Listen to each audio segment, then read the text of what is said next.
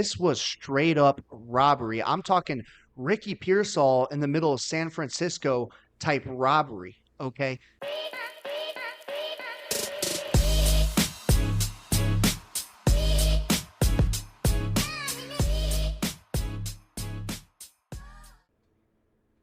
Ladies and gentlemen, welcome back to another episode here on Locked Door MMA. We're your hosts. I'm Brevin. This is my good buddy JP. We're super excited to be back with you guys for yet another episode to go over UFC Fight Night in Paris, Renato and Moicano versus Saint Denis. But before we dive into that card, we just want to give a quick thanks to all of you as our current subscribers. Even if you aren't subscribing, you're a viewer of our channel, thank you. But you know the deal. Go ahead and get subscribed. We really do appreciate it. Also, make sure to let us know in the comments what you guys think about these cards, upcoming fights, topics that you guys want us to speak on.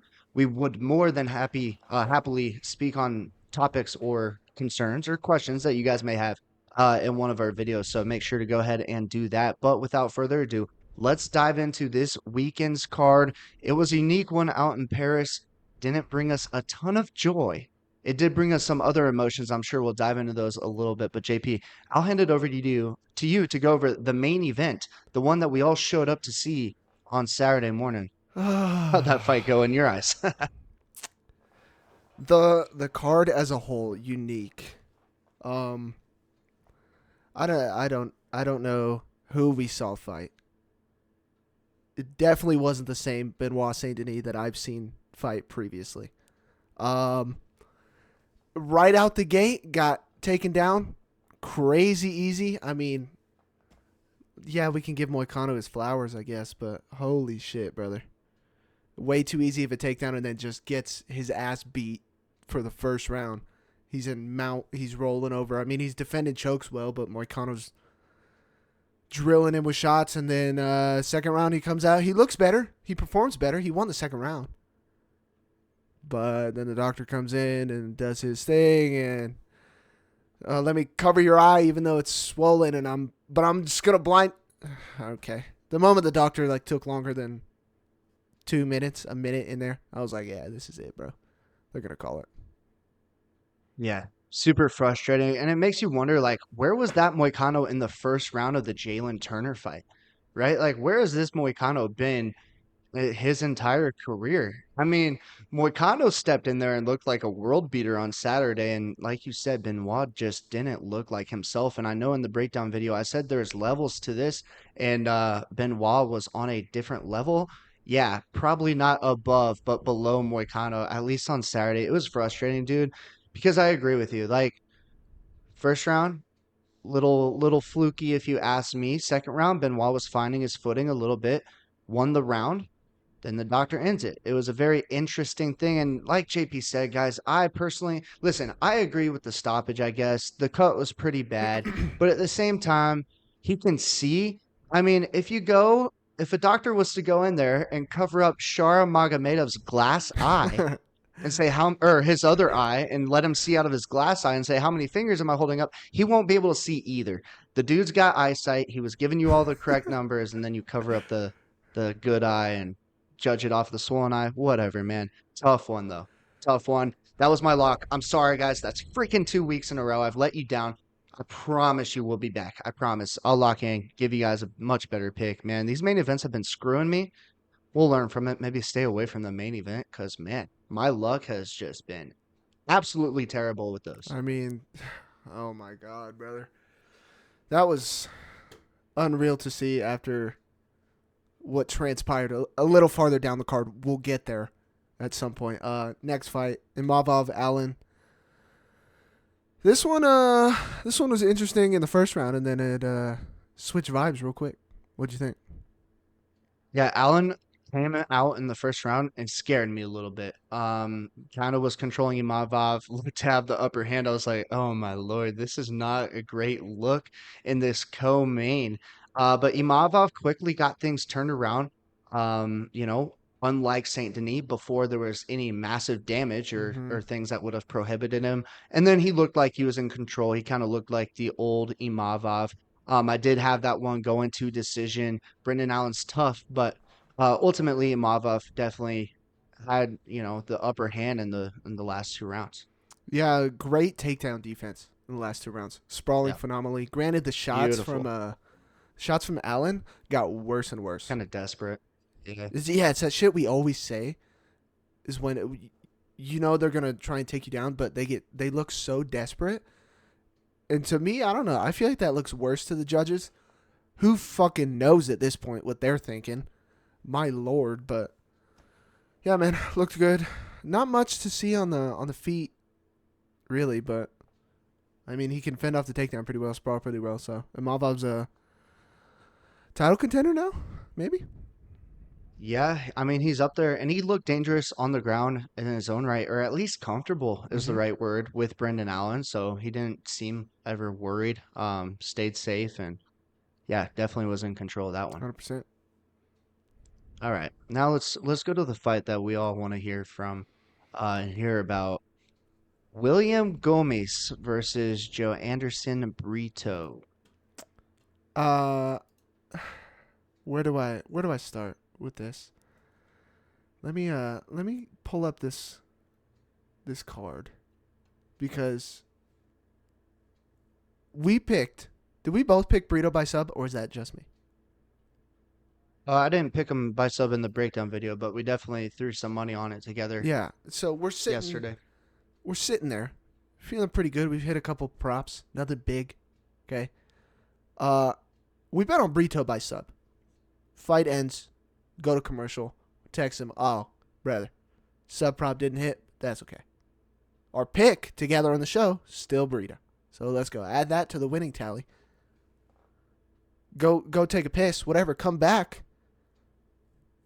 We're we're saying split decision. They start reading out the cards. Split decision. Okay, sure. Yeah, whatever. There's been a couple weird ones already at this point. Gomes wins the fight. Are you? Who was it? On the other card, Kulabea. This one. There's a third one that I'm forgetting right now. What the fuck are we looking at, dude? He was 3 of 6 for takedowns. Gomes was 0 of 3. He had what, 2, 3 sub attempts? All this Yeah. control time. What did Gomes do if damage trumps all? Okay, what did Gomes do to damage him at all? At any point in the fight? I'll answer that question. Nothing. He did nothing, JP. Nothing at all. Gomes did not deserve to win that fight. Those French judges, man, that shit was rigged. I don't lose my cool a lot watching these things. It's like, all right, we pick one, it goes the other way. All right, deservingly so. This was straight up robbery. I'm talking Ricky Pearsall in the middle of San Francisco type robbery. Okay, terrible, terrible. And it sent me off a ledge. I was just done with this card. I was just texting JP like crazy, losing my mind. I could not believe my ears when they read off Gomez as the winner of this fight. He did absolutely nothing. I can't. I don't understand, brother. I don't understand what we're looking at. I don't understand how you got that job. What is the qualifications to judge a fight? For one. For two, can we have like a copy of like the standards or like what we're going off of Yeah. sitting at the desk of each one of these judges? Because that shit is unreal, bro. 3 times that's happened to us now. I cannot. I just don't have words. Yeah. Absolute robbery. I messaged Dana White after that fight. I kid you not. I have the receipt in or on my phone. And I said, when are we going to go to 5 referees? We're getting screwed left and right. And I just feel like more eyes on the fight would give us more fair, more reasonable, more realistic results, right? That's a statistics game. This 3 judges being biased as hell in France is BS. We come here to watch the winners of the fights get predicted and made correctly. Those things have to get corrected. This could change Burrito's career. He could have been working his way up to a top 15 ranked opponent after this win. But no, he takes an L undeservingly so. It's unfair and it's just honestly ridiculous, especially this French fighter. I know there was some bias that went into it. I I'm over it, dude. I'm done talking about it. I can't believe that. That shit's crazy. That shit is absolutely crazy. Moving down, one of the high points on this card. Okay, I don't know if I would have said everything this guy said in that country. Hey, you do you when you win the fight. Brian Battle, Kevin Jusay. Yeah, this one was a great call from our guy JP over here. His lock of the night. Love to see Brian Battle get it done in this one. Looked pretty good. Originally, came out the gate kind of iffy, kind of iffy. He was getting popped in the face, and I was messaging JP after the fight, like Battle's got to move his head off the center line. One of these better strikers is going to catch him. That's what I was taking away from this. But in this fight, Battle just was too much for Giuseppe. I'm glad he was able to get it done because if that one went to decision, who knows? Who knows what they would have said? Even though Giuseppe was dominated the entire fight. Yeah, I mean he won. So happy he won. We were very close to the club and sub. Okay, this is what it is. He was trying to take him down, but just started popping him. Jusay's too tough for his own good. Wouldn't fall over. If he would have fell over, club and sub all day, I would have called it to a T. But Battle's got to move his head a little bit more. We're a little too. Yeah, you're tough, but hey, we don't need to take these shots. I love his volume. He's not just going to stand in front of you and throw one thing and sit there and throw one thing and try and parry. No, he'll throw 3 or 4 at a time. He won't move his fucking head out of the way, but he'll throw volume. So, yeah, man, good win by Battle. One of like the only high points for us on this card. Yeah, definitely. Next fight down here, we have Morgan Charrier going up against Gabriel Miranda. This one was good too. A great one. Mustache boy. Hey, can't win every duel you challenge someone to, okay? At some point. You got At caught. some point, you're going to get caught out with your britches down, okay? Yeah, Charrier looked good, man. I like Charrier a lot. Um, ate a bit of a spinning back fist. Not hard, a little bit, but left hook he landed was much more devastating. Dude was turned around. Oh yeah. Gorgeous. Gorgeous. I like Charrier. I'd like to see him fight He a little bit more. ate one to land one, and the one he landed put the lights out of the mustache. So great win Put the for him. mustache down. All right. That takes us down to our next fight. There's Ziam versus Matt, the Steamroller. Pretty cool. I still like his nickname, man. The steamroller. Um, what is he steamrolling? Dog shit, maybe. Who knows? Cow patties. Who cares? Um, Matt Frivola. This is exactly why I said it in the build up. Ziam's just got to use his length, keep him away. Did that well early. Frivola couldn't get a takedown, and then, yeah, I think Matt might still be asleep because holy shit, Yeah.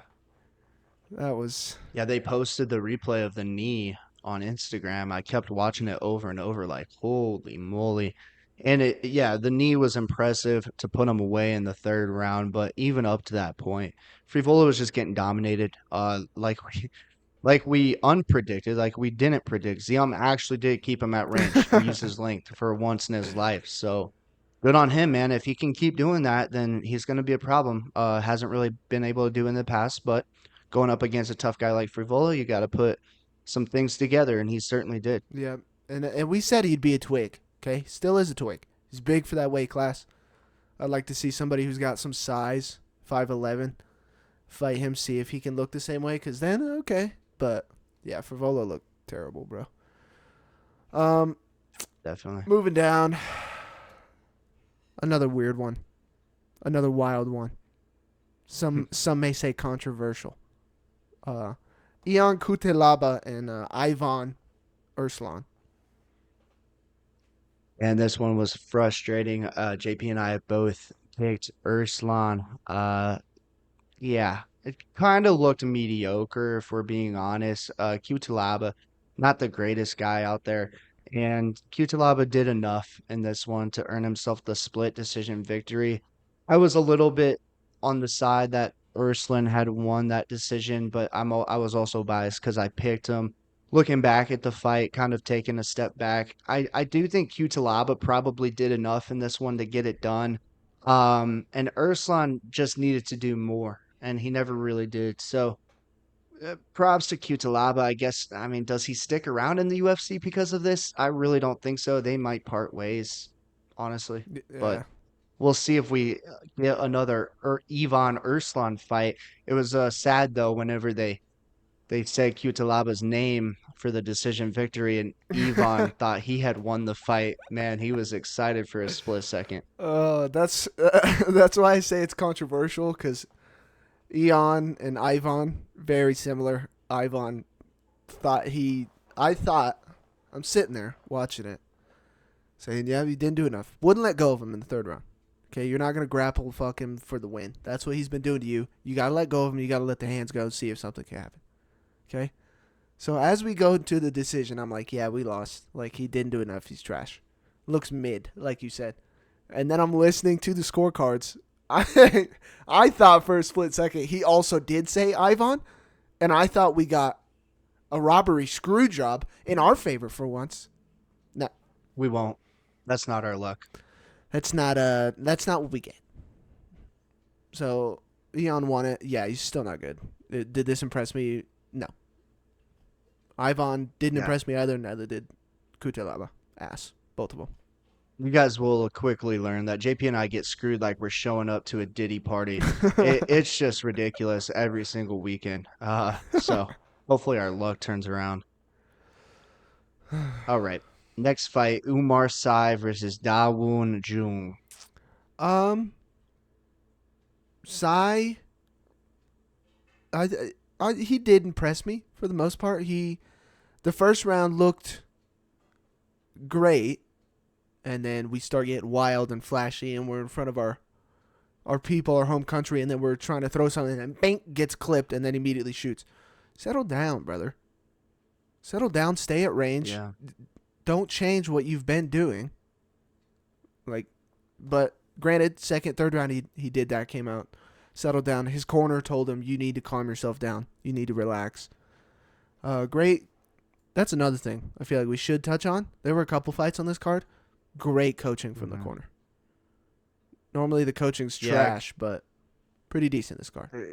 as of late, it certainly has seemed that way, but at least for Umar Sy, they did a nice job telling him what he needed to know in order to get this fight done. Because he did come out, I think the jitters were up. He's fighting in his home country. He's an undefeated fighter. He was minus 600 favorite. There's a lot that goes on, when that is the case. And I think he was just a little bit fighting too out of his comfort zone, and they were able to kind of reel him back in. At first, it was a little scary. He didn't look great for being that minus 600 favorite. Like I wasn't super confident when I was watching him, but ultimately he got the job done. I think he learned a lot from that fight as well, which is always good for a young fighter, a young undefeated fighter. You got to learn lessons, but still keep that record intact. I think that was what he did on Saturday. 100%. He was what, minus 550? Something like that? Minus 600. Minus 600, yeah. So, yeah, Yeah. good win. Didn't get fraud checked. Moving down, the biggest favorite on this card and didn't really fight like it at all. Ludovic Klein and Roosevelt Roberts. Almost the biggest scare on this card. My lord, the Predator Roosevelt Roberts caught Klein with a kick early, kind of wobbled him. I was like, oh man. Roberts came to fight. He did put up a good fight against a guy that came in as the minus 1,000 favorite.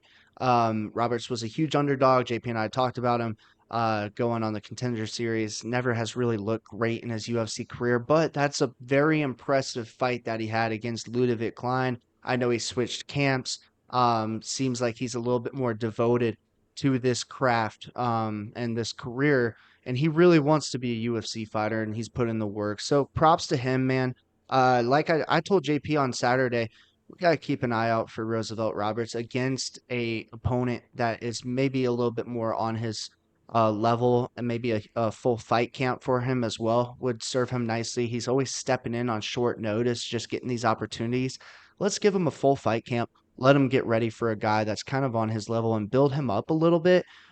He can be dangerous. He's just got to put everything together. Looked okay. Looked okay. Yeah, he certainly looked better than other times that we've seen him fight. Yeah.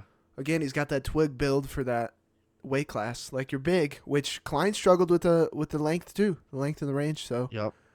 but yeah, I agree with what you're saying. I mean, he just keeps pulling killers on short notice too. So like, yeah, take a tier down in competition. Have a full camp. Maybe go out there, get a highlight, do something, but they'll keep him around for sure. I mean, if he's gonna keep saying yes to these fights, he took in the distance plus 700 Yeah. underdog going the distance. So yeah, he looked decent, but Klein won. All right, next fight, Taylor Lapilus versus Vince Morales. Taylor Lapillus beat his ass. Vince Morales could He not sure do did. anything tough. But I was thinking, I was like, every time we call these guys tough, like we're just saying, yeah, you got your ass beat, but you didn't give up. Like, sure, but yeah, Lapillus looked great, man. Yeah, think there's a little bit more to that. I definitely feel like a guy keeping himself in the fight is a positive. There's always that potential that he could find something late, just for being that tough guy and withstanding all those punches. But in this one, like you said, being tough, yeah, he just kind of got his ass kicked and stayed on his feet. Hmm. So props. Good job, man. But yeah, Big win there. Lapalus looked good in front of his home country. I believe he was the first leg on the basic, right? I believe Yeah, so. the basic Yeah, hit. that was one of the This is one highlights. of the highlights. So, fuck you. Moving down the card. This one, I mean, at the time it happened, feeling great. Feeling ready. Hoping to sweep the main card. Okay? Obviously, it didn't happen, but Eileen Perez and Daria Zalesnikova. Yeah, you guys already know this was one of JP's favorite moments of the night. And Eileen Perez does nothing but put a W for her does nothing but put a smile on JP's face. We had Zion the Smile Killer was the nickname later in the card, but this one Perez is the smile maker for JP especially. Yeah, she fought well. Let's talk about the fight. She fought pretty well. Very undersized in this one. Daria's a big girl for that weight class, man. Yeah, she is. Very strong, very put together, but Perez kind of withstood some of the rangy strikes early on, ended up getting the takedown after failing a few attempts, and then from there it was just all Perez, the control, the ability to get the arm triangle locked in to put her away. So good win for her. Arm triangles, man. Gotta love arm triangles. I know they're my favorite submission. Okay. And then, good post fight interview. She's got good mic skills, Hey, what's there not to Good like? celebrations. Good celebrations. Yeah, it was fun. We picked her to win. She missed weight. Was that planned? Maybe. Didn't look like it affected her too much. No, and I hear, DC was saying that the coach kind of tipped his hat on or tipped his hand on her shaking was a planned thing. Like she wasn't actually shaking Like when she was or her coming off the body wasn't scale? uncontrollably shaking. Yeah, they did that on purpose to think Daria or to make Daria think she wasn't going to be able to shoot takedowns early in that fight. It was more of a tactic. She was playing mind games with Daria when she was shaking, but she did try to What make the? weight, but they just knew she wasn't going to make it. So they're like, "Hey, act like you're, act like you're shaking. Not doing too well." Oh, she acts like she's shaking all the time. I'll tell you that much. Okay. Yeah, it's just different things are shaking at different times. Oh man, good one. Good win. Good one. Next fight, Daniel Barre. How was Michael Bisping saying it? I Beret, I don't know. think. Barre versus Victor Altamirano. Um, Victor. Oh, Victor. Oh, the left kick from God. Just threw that high kick over and over Hey, and I over. love the high kick. Love that action. Okay. His karate stance, his blitzes. Okay. But if you get him, this is what Stephen Wonderboy Thompson does so well is this style. Okay, but he'll actually move and circle out and not just stand on the cage and stand there, sit there still. Which this kid, Altamirano, would back up, back up, back up, and then he'd stand there. And then that same right hand from Barres, who cares? God, Michael Bisping, shut up. Dude's a professional yapper up there. Um, yeah, got sat down multiple times. That left high kick was putting in work, but I don't know. We got to work on the movement in and out. Getting, Barres did get his nose broken. yeah, he did from that. What was it? Spinning back fist, spinning forearm, Spinning. something like Yeah. that. So Yeah. Forearm. Snap that nose. dropped him. I I thought we know had what a that feels chance. like. Thought we had a chance going into the third round, but he got dropped what, once, twice again in the third round. And I was like, okay, well, that's all she wrote. A little bit undisciplined, man. He had good coaching though. That was another one of those things. James Yeah, he Vick did. was in his corner, giving him very good coaching, letting the fighter know exactly where he was in the fight and what was needed out of him. He followed the game plan, and what his coaches were saying each round. It just wasn't enough. It was too little, too late. He got dropped in that first round, and Daniel stayed, on the gas pedal. So props to him. That was an impressive win. You guys know we took Victor, so sad loss for us, but good fight overall. Who's right there? Who cares? Oh my god. Anyways, moving down the card. Jacqueline Cavalcanti, Nora Huh. Cornhole. I'm calling her My Cornhole. God, this was almost another robbery, guys. I should have known from this point forward that these judges were going to be biased as hell. There was no way on God's green earth that Cavalcanti and Nora Cornhole was a split decision. Okay, this was a unanimous decision for Cavalcanti, but yet we still want to play favorites. We still want to have our French bias and score a couple rounds for Nora. Get out of here. Nora was getting her ass kicked for all 15 minutes. Cavalcanti looked really good. Nothing was there for Nora. So, like I said, I have no idea how this keeps happening to Cavalcanti because it happened against Josie Nunez. It's now happened against Nora Cornell. She deserves some damn unanimous decision victories. Don't be fooled by Cavalcanti's past results when you look at her in the future. She's fighting great. She's doing really well. These fights aren't as close as they make it seem on paper. Terrible. I mean, just terrible. What are you going off of? Grappling? Okay, what'd Cornhole do grappling wise to give her anything of winning the fight? Oh, she took her down in the first round. Okay. And what happened with that? She throw up any subs? She throws some nasty ground and pound? No. How many times she get I wobbled? recall she got swept. Cavalcanti swept her. Yeah, exactly. And how many times she get wobbled? 2, 3? And then She's running for her life oh in my there. god, she's on a fucking bike. And then she's raising her hands at the end of the fight.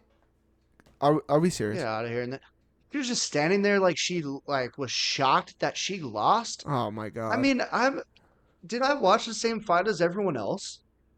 Got your ass beat for 3 rounds. What? Yeah, My like you're saying, as God. soon as this happened. Oh, I was even sitting there and I was like, there's no way we have some crazy judge action. Of course we are. This early. Happens all the time. Yeah, of course. Should have known. Oh my god, dude, it's unreal. They gotta get that fixed. Let's go to the first fight of the night. Chris Duncan versus Balaji Oki. This one just pissed me off. You're beating his ass on the feet. He's light and dunking up on the feet. And then you go for a trip way the fuck out there. Way out there. You're like in jab distance. You could even kick him. You could throw a teep. You're that fucking far away from him. And he goes, nah, I'll trip him. Goes to trip him and just sticks his neck right there. Okay, pull Gilly. People say Gillies don't work on high level MMA. Well, I guess he ain't high level because boy stuck his neck right out there for it. Oh my god, dude. Got put out. We guys told you Duncan would have the grappling advantage in this one. I mean, didn't expect it to go that way, certainly. Hookie was out on top of Duncan, and Duncan's like, hey, he's out, man. He's telling the ref, he's out, he's out. Yeah, it's just not a good look for Oki. My god, the whole card. 14 fights on this card. Long ass card. 8-6. Love it. 8-6. It's frustrating, guys. It is, but that's part of what we do, right? We can't be perfect. Hell, we've never been perfect, but we do a shit ton of research for these cards every single weekend for you guys, and we'll do nothing but improve because when you're 8-6, you're kind of at the fucking bottom, if I'm being honest. So we can only go up from here. At least we weren't negative though. Yeah, not negative. Won a couple things. Rolled over That's what smaller one of our winnings.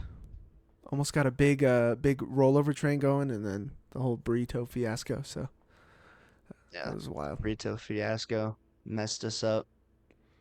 But that's all right. Guys, that does wrap us up for this episode here on Locked Door MMA. Like I said earlier in the episode, if you're not subscribed, go ahead and get subscribed. We're going to continue bringing this great content every single weekend. There's a UFC card. I know we didn't bring you the best ones this week, but we've got a big one in UFC 307 coming up. Got some big names on there.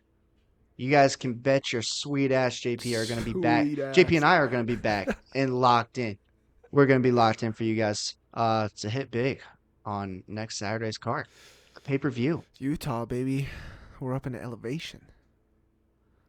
Oh Yeah, yeah, bet you your. should just stay in Utah. I should.